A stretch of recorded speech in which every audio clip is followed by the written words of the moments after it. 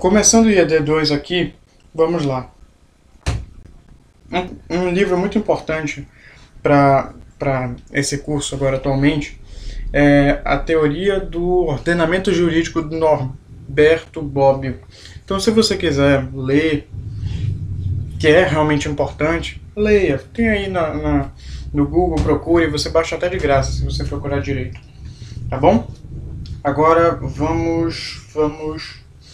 tem outras receitas de bolo, quer dizer, referências aqui de outros livros, como o do Hans Kelsen, A Teoria Pura do Direito, claro, Ronald Dworkin, O Império do Direito, Levando o Direito a Sério, e Uma Questão de Princípio. Tem do Wayne Morrison, que esse é o Wayne Morrison, Filosofia do Direito, dos gregos ao pós-modernismo. Algum desse, acho que só foi o capítulo 1, não me lembro direito. De qualquer jeito, uma parte desse livro já foi lida aqui no canal. Herbert Hart, O Conceito de Direito, e Rudolf von Ihering, beleza, que me lembra aquela marca de roupa, nada a ver, né? A Luta pelo Direito. Agora vamos começar. A unidade do ordenamento jurídico. Complexidade, multiplicidade de fontes. Recepção, fonte reconhecida. É como se... Delegação do poder, fontes delegadas. Formação histórica do ordenamento jurídico complexo. Um ordenamento jurídico não nasce num deserto, como é dito, né? É muito interessante saber disso. Limite externo, Locke. Normas centrais de produção jurídica. Limite interno, Hobbes. É como se a Constituição Federal de 88 retroagisse. A fonte é reconhecida e normas recepcionadas pela nova ordem. Autorização retroativa. Autorizar a fonte de criar a norma. Unidade, coerência, completude. 2 argumentos. Continuando lá aquela parte. Isso aqui.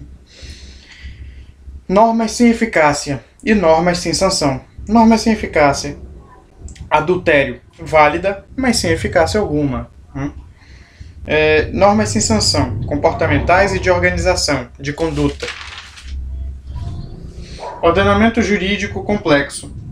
Várias unidades produtoras do direito. Multiplicidade de fontes do direito. Como obter a unidade a partir da diversidade? Através de 2 institutos, recepção e delegação.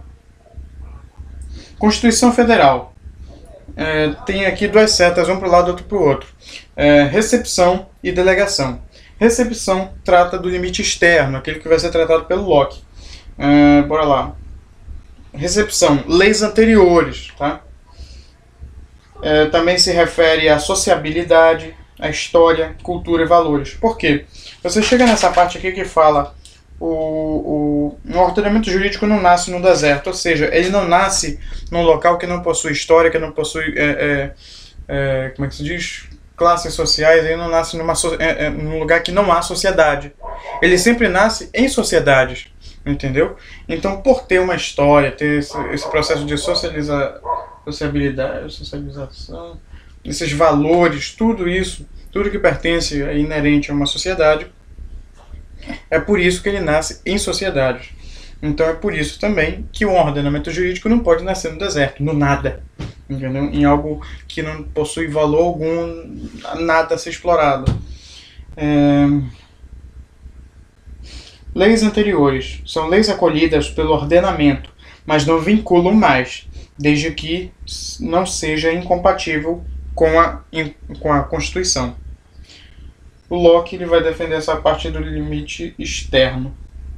É o representante dessa parte que o Norberto Bobbio coloca. Eu vou fazer a leitura desses capítulos também. Tem que fazer leitura de um bando de coisa, pelo amor de Jesus. Para o Locke, você vem aqui, contrato, pacto de governo. Não é submissão e Estado limitado, externamente limitado aos direitos naturais.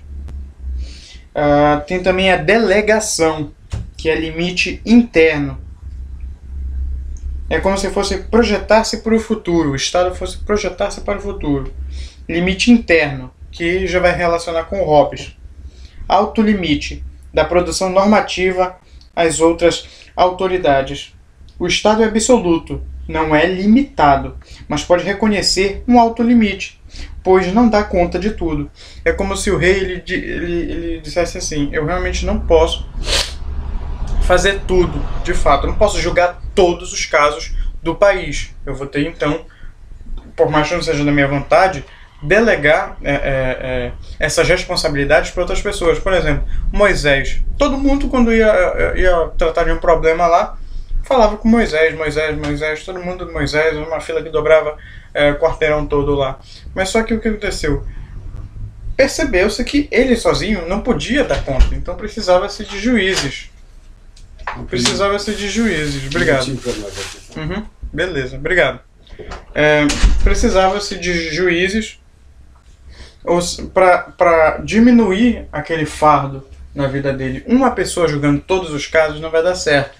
Ou seja, tem que ser delegado para outras instituições, para outras pessoas competentes, certos deveres. Tá legal. Unidade do ordenamento jurídico. Tipos de norma. As de comportamento e as de estrutura. Comportamento. Imperativas, proibitivas e permissivas. Imperativas. Impõem. Proibitivas. Estabelecem o não fazer. Por exemplo, aqui no Brasil é o aborto. Né? Permissivas. Permite algo, mas não obrigam. Tá? O aborto também, que você tem certos casos do aborto em que ele não tem problema você fazê-lo. Estrutura... Tá.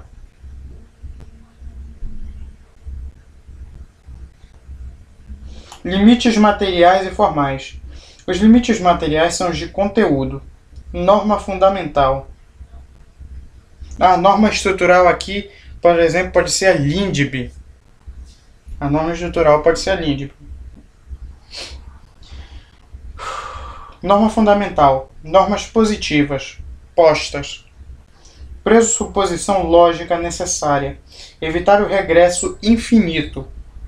Permite a objetividade, cientificidade, separação entre direito e moral. Unificação. Direito e força. Muito bom. Aqui tem a pirâmide, ó. Pirâmide bem aqui, cadê essa? Ah, por favor, mano. Não entendo essa coisa. Ah, aqui. Beleza.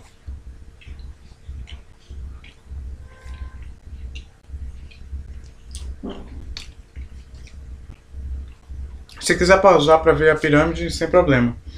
Bora lá. A pirâmide é assim. No topo dela tem a norma Constituição. Abaixo dela tem a norma ordinária. Abaixo da norma ordinária tem a norma regulamentar. E abaixo da norma regulamentar tem a norma negocial. Abaixo da norma negocial tem a norma judicial. Com uma seta para cima, ó, a letra feia, mas dá para ver. Com uma seta para cima tem aqui, ó, execução jurídica, dever e obrigação, menor especificidade, maior autoridade, menores limites aos poderes normativos. E tem uma seta para baixo também, que indica o seguinte: produção jurídica, poderes sucessivos, maior especificidade, menor autoridade, maiores limites ao poder normativo. A norma regulamentar pode ser um decreto, também chamada de decreto regulamentar. A norma negocial pode ser chamada de medida provisória. Mas veja bem, essa pirâmide aqui, esse exemplo de pirâmide, não é o único que existe no mundo, tá?